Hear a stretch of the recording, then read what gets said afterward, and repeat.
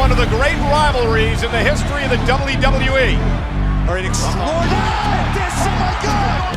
Into the cover! Orton does it again! From punting legends into retirement to humiliating entire families live on TV. Are you scared of getting your ass whooped in front of your pretty little wife? Here's how Randy Orton became the most twisted, must-see heel in WWE history. Randy Orton has done it! The youngest world champion! He took the word villain to new extremes. Daddy's back. He didn't just beat his opponents, he psychologically dismantled them. If you're pumped to explore Randy Orton's most savage moments, make sure to subscribe so you never miss a new deep dive. Debuted on SmackDown in 2002, Randy was more of a typical rookie. Sure, he was cocky, but who wouldn't be when you have the Orton name backing you up? Everything changed when Triple H, Ric Flair, and Batista formed the stable known as Evolution. This group was WWE's answer to building the future of the brand, bridging a past legend, Ric Flair, a present main event star, Triple H, and the future in Batista and Randy Orton.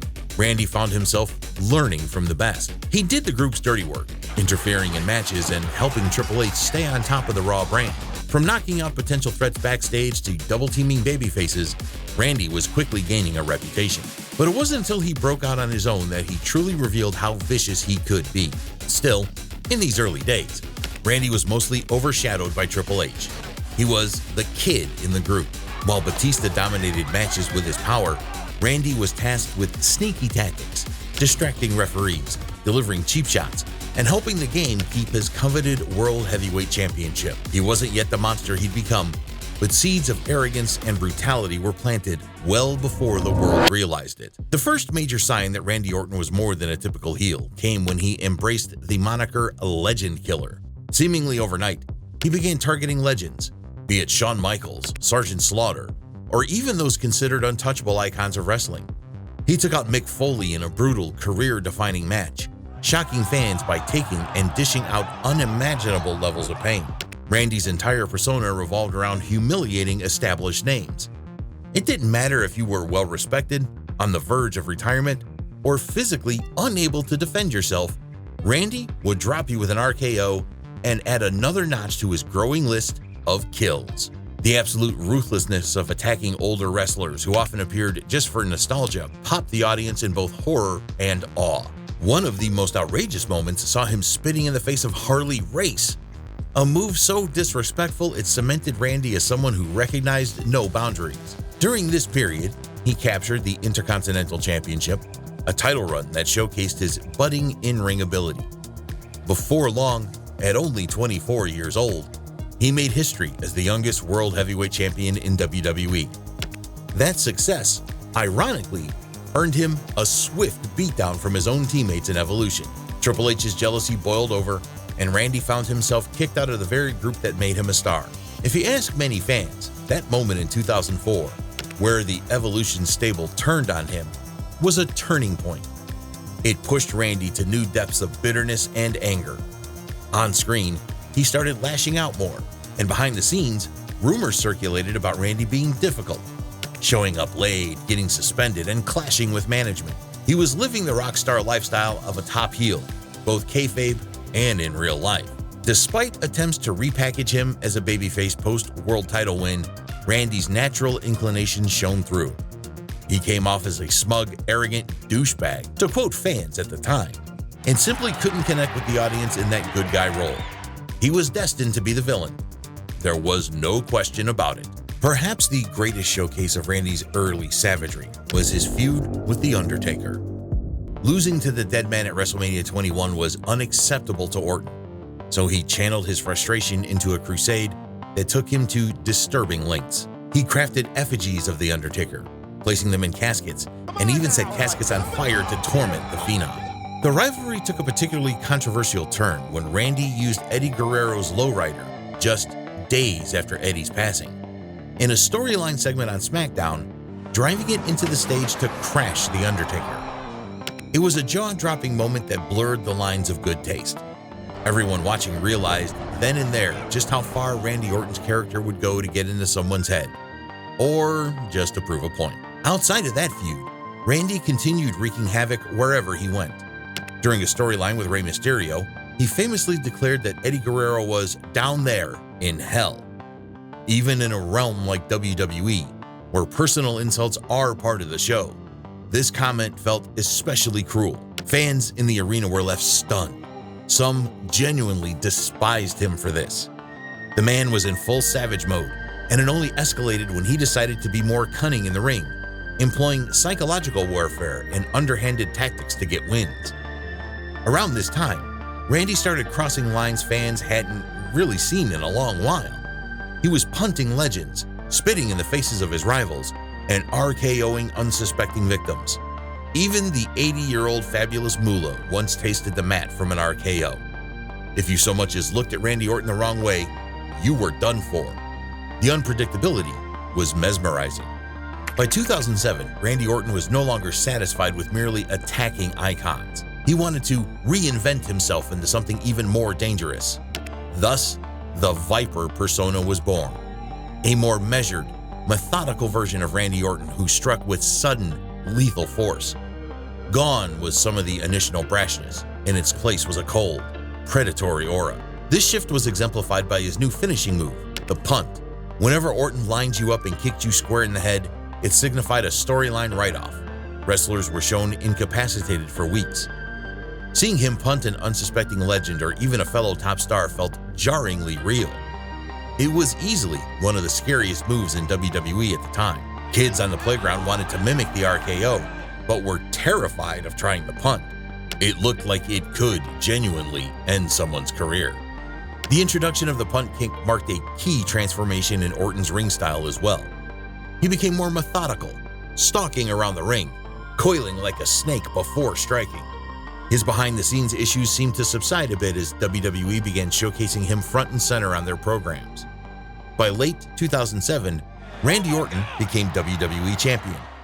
Once he had that championship, the Age of Orton began, an era defined by questionable moral choices, ruthless attacks, and an arrogance that seeped through every promo he cut.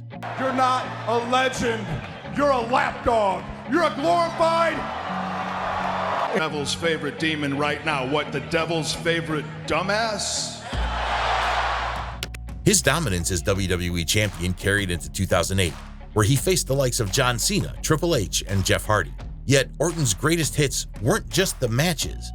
It was how he approached them. One particularly infamous storyline saw him handcuff John Cena to the ropes, so Cena would have to watch his own father get beaten mercilessly in the ring. Another time, Orton yanked Cena's dad out of the crowd and punted him on live television. The boundary between storyline and legitimate assault was almost blurred as Randy performed these acts with chilling conviction. He also took advantage of any rules he could bend. One of the best examples is when he slapped a referee during a pay-per-view match just to get himself disqualified, thus ensuring he remained champion. To watch a main event end that way was infuriating for fans, but that was the point. Orton was unstoppable, vile, and never played fair. People tuned in to see someone finally shut him up, but more often than not, he escaped with the title by the slimmest of margins. The name The Viper was growing more literal by the week.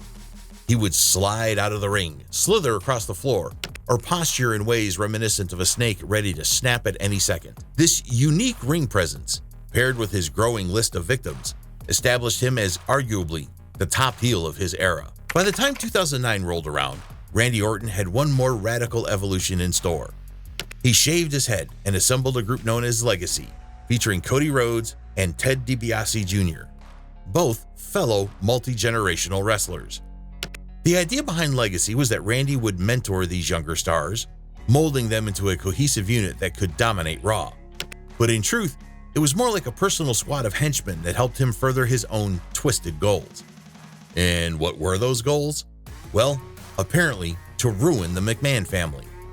It started with that now famous night on Raw when Randy demanded an apology from Stephanie McMahon for slapping him. Fire me now! Vince McMahon intervened, which led Randy to declare that since he was worth more than Stephanie in the WWE, she needed to respect him or get rid of him. Vince demanded Randy apologize or face being fired.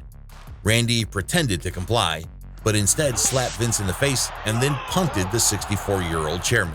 Stephanie called upon her brother Shane to defend the family honor, but Randy dismantled him too, culminating in multiple RKOs and a brutal punt. Stephanie herself tried to protect Shane, only to be dropped with an RKO in one of the most shocking moments of the PG era. Triple H, Stephanie's husband, finally stepped up, acknowledging their marriage on TV in a storyline for the first time. That's when Randy reached new levels of sadism. In one of the most infamous Raw angles ever, Randy, Rhodes, and DiBiase handcuffed Triple H to the ring rope. With the game unable to move, Randy DDT'd Stephanie in front of her husband, then decided that wasn't enough. He slowly knelt down and kissed Stephanie's unconscious body, glaring at Triple H the entire time. The imagery was haunting.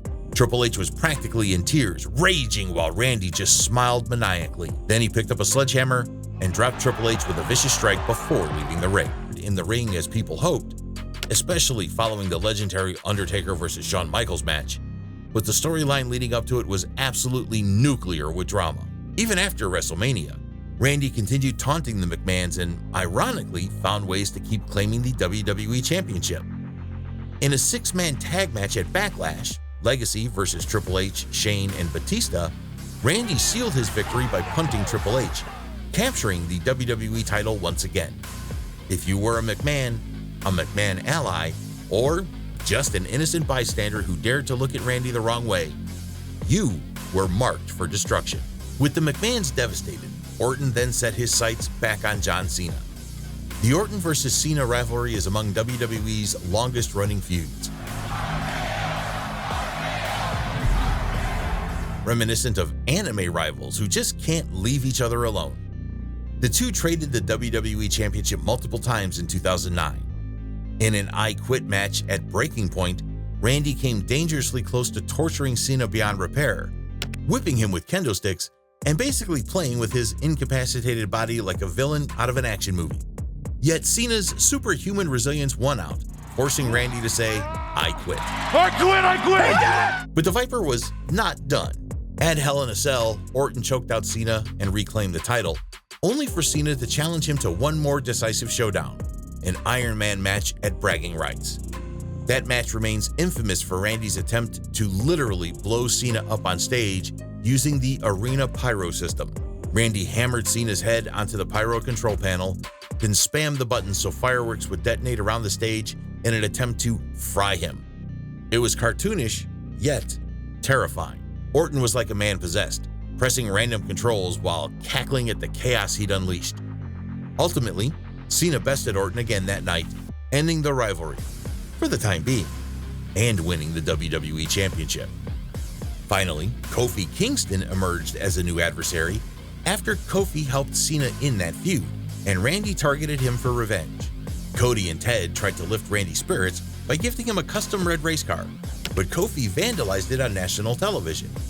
That set up another personal rivalry. Randy tried to break Kofi's arm mid-match and eventually pinned him for the victory at TLC. However, Kofi's valiant fight against Orton throughout the remainder of 2009 earned him a huge fan following. This was, in many ways, a testament to Randy's skill as a heel. Any babyface who stood up to him looked better for it. By the end of 2009, the fans recognized Cena as Superstar of the Year, a popularity contest that might have stung Orton's pride. But in reality, no one could deny that the brand's most consistent talking point and top-tier character was indeed Randy Orton. He had anchored entire storylines, from decimating the McMahon family to playing cat and mouse with John Cena. His sinister unpredictability was the highlight of Monday Night Raw for months on end. Which of these Randy Orton moments shocked you the most? Let me know down in the comments. Randy Orton's 2009 run in particular is often regarded as his final form as a heel. A moment in time when all of his worst tendencies, both in and out of character, crystallized into a performance that made him WWE's biggest villain. He was cunning, he was violent, and he had absolutely no moral compass. He'd break the rules when it benefited him and manipulate them even when it didn't. In the broader history of WWE heels, he stands right near the top alongside iconic antagonists like Vince McMahon himself. Why does Orton rank so highly? It's because, while other wrestlers have done shocking things, Few have had the combination of athleticism, cunning, and pure disregard for decency that Randy displayed from 2004 to 2009. He tormented fathers, humiliated families, spat on legends, set caskets on fire, crashed lowriders, vandalized property, launched pyro attacks, and even forcibly kissed an unconscious woman in front of her spouse. All these stunts made him loathed, but also made him must-see TV. Fans often debate their personal top heels, but Randy Orton in his prime has an argument for top 3, if not top 2, of the modern era. He took the idea of being the bad guy and injected it with a level of realism and darkness that set him apart from cartoonish villains of previous generations. Randy was the type of antagonist you believed could snap at any time. Even the small details, like the way he'd slowly circle the ring with that expressionless face, or how he'd drop to the mat and pound the canvas, waiting for the perfect moment to strike, added to his mystique as an apex predator. If you enjoyed this video, drop a like and let me know in the comments which Orton moment blew your mind the most. And hey, if you haven't yet, hit that subscribe button so you don't miss any future deep dives like this one. Now, if you think Randy Orton's villainy was unforgettable, just wait until you meet another legendary bad guy. Up next, we're diving into the iconic swagger and career of Scott Hall, better known to many as Razor Ramon.